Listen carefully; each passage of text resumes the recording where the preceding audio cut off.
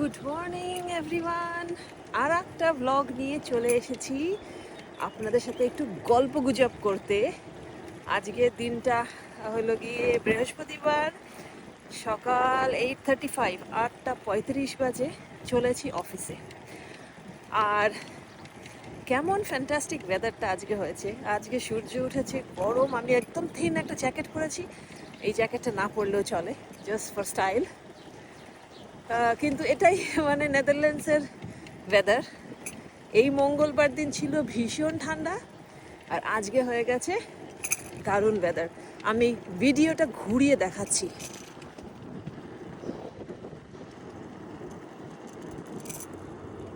আকাশটা কিরকম ঝলমলে, আর আকাশটা কত বড়, তাই না?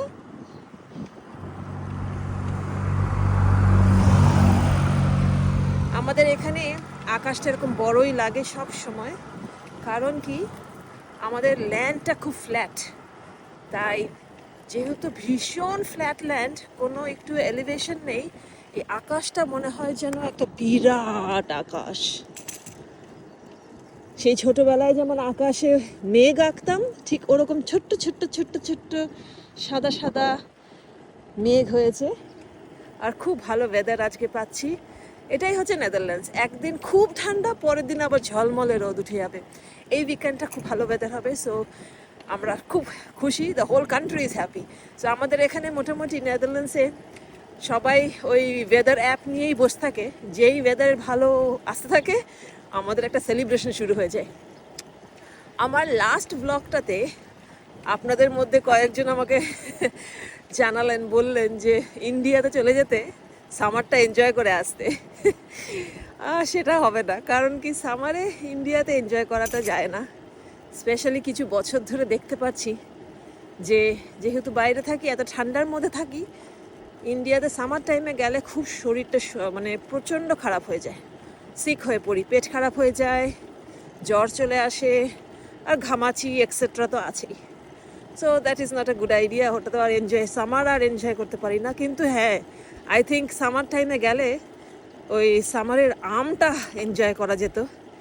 আমটা এখানে ভালো খুব একটা পাওয়া যায় না, আর যেটাও ওই ইন্ডিয়ান দোকানে পাওয়া যায় প্রচণ্ড দাম হয়। কিন্তু তাও দাম দিয়েও একটু আধটু খাওয়া হয়, বা সেই রকম ঠিক মজা করে খাওয়া যায় না আম।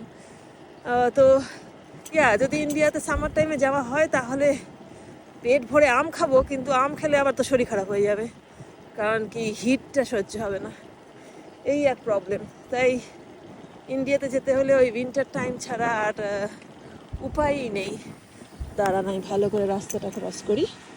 তা ক্রস করে নিলাম। এই সেই আমার দুটো ঘোড়া বন্ধু, এই যে সাদা সাদা দুটো ঘোড়া। এরা এই 3 বছর ধরে আমি দেখছি এখানেই দাঁড়িয়ে থাকে। আর এই সামারের টাইমটাতে এদের ভারী মজা। সুন্দর রোদ খাচ্ছে, আর সুন্দর সুন্দর সবুজ সবুজ ঘাস খাচ্ছে। আচ্ছা, তো আপনারা কেমন আছেন, ভালো আছেন কিনা জানাবেন। আর আমি এখন অফিসে চললাম। আমি আগের ব্লগটায় কিন্তু হেলমেট পরিনি, আজকে হেলমেট পরলাম, সেদিনকার ভুলে গেছিলাম। তো হেলমেট পরার একটা হ্যাবিট তৈরি করছি, চেষ্টা করছি। এবছরের বিগিনিংয়ে খুব বাজে দুটো নিউজ শুনেছিলাম, দুটো অ্যাক্সিডেন্ট দেখেছিলাম চোখের সামনে হচ্ছে। আমাদের এখানে যেহেতু সবাই সাইকেল নিয়ে যাতায়াত করি আমরা, ভীষণ ফাস্ট চালায়, রাস্তাঘাট খুব ভালো, তাই নিজের সেফটিটা ইজ ভেরি ইম্পর্ট্যান্ট। তো এই হেলমেটটা আমি সবার জন্য কিনে আনলাম সেই অ্যাক্সিডেন্টগুলো উইটনেস করার পরে। তো 4টে হেলমেট ঘরে এখন নিজেও চেষ্টা করছি, বাচ্চাদেরও বলছি। এখন বাচ্চাদের কি করে মোটিভেট করব যদি নিজে না করি।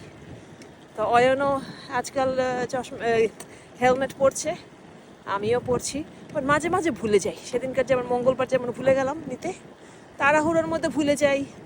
বা যেদিনকার খুব ঠান্ডা থাকে, তখন আর টুপি পরে মাথার হুডিটা নিয়ে চলে যাই, আর তখন হেলমেটটা ভুলে যাই।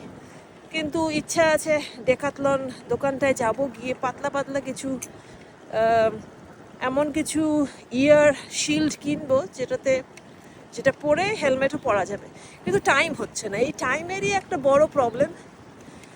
একটু টাইম নিয়ে যে শপিং করতে যাব, সে টাইমটা মানে বের করে পাওয়াটা একটা বড় ঝামেলা। কিন্তু ইচ্ছা আছে, টু ডু লিস্টের মধ্যে আছে যে একটু দোকানে গিয়ে ঠিক করে কয়েকটা ইয়ার শিল্ড কিনবো। আচ্ছা, তাহলে এখন রাখছি। Take care, bye bye, have a very good day.